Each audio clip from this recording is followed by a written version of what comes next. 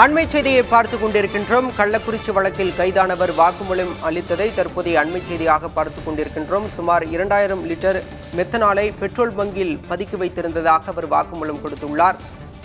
கள்ளக்குறிச்சியில் விஷச்சாராயம் குடித்து 60க்கும் மேற்பட்டோர் உயிரிழந்த வழக்கில் மெத்தனால் கலந்த விஷச்சாராயம் குடித்தது தெரியவந்தது. இந்த நிலையில் மெத்தனாலை பெட்ரோல் பங்கில் பதுக்கி வைத்திருந்ததாக கைதானவர் சிபிசிஐடி போலீசாரிடம் வாக்குமூலம் கொடுத்துள்ளார். இது பற்றிய அண்மை செய்தியை நாம் பார்த்துக் கொண்டிருக்கின்றோம்.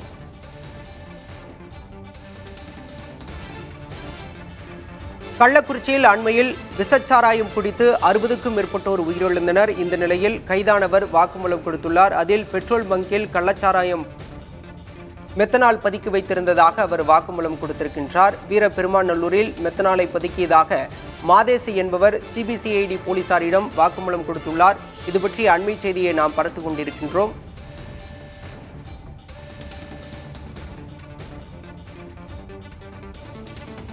இது தொடர்பான கூடுதல் விவரங்களுடன் செய்தியாளர் ஸ்ரீதர் நம்முடன் இணைந்திருக்கிறார். ஸ்ரீதர், வேறு என்ன தகவல்கள் எல்லாம் வெளியாகியுள்ளன? விவரங்கள் என்ன?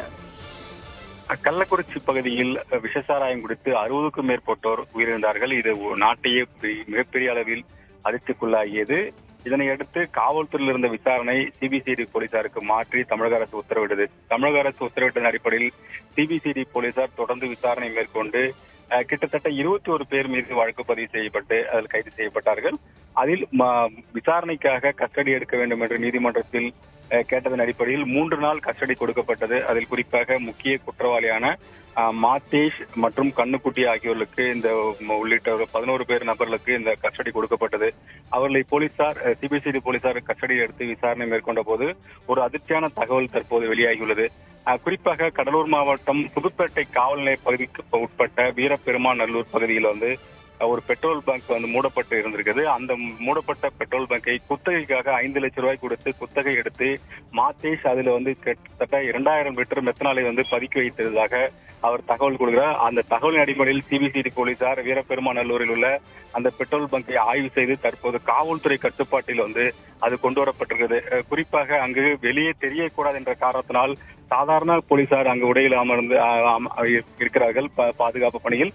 தொடர்ந்து பல்வேறு விதமான அதிர்ச்சி தகவல் தொடர்ந்து வெளிவரும் எதிர்பார்க்கப்பட்ட வேளையில் குறிப்பாக இந்த மெத்தனால் எங்கே இருந்து வாங்கப்பட்டது, யாரெல்லாம் இதுக்கு உடந்தையாக இருக்கார் என்று ஏற்கனவே சிபிசிஐடி போலீசார் பல்வேறு விதத்தில் விசாரணை மேற்கொண்டு வரும் வேளையில் தற்போது பெட்ரோல் பங்கில் இது போல் மெத்தனாலை வைத்து அது பயன்படுத்தியே தெரிய வந்தது. அது மட்டும் இல்லாமல் ஏற்கனவே இந்த மெத்தனாலை பயன்படுத்தி விஷசாராயம் விற்பனை செய்கிறார்கள்.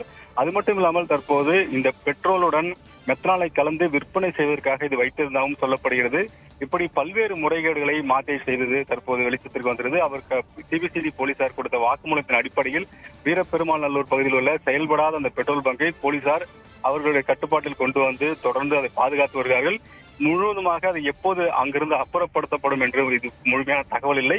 சிபிசிஐடி போலீசாரின் தொடர்ந்து விசாரணை பிறகுதான் இது முழுமையான தகவல் வெளியே வரும். தங்களுடைய விரிவான தகவல்களுக்கு நன்றி ஸ்ரீதர்.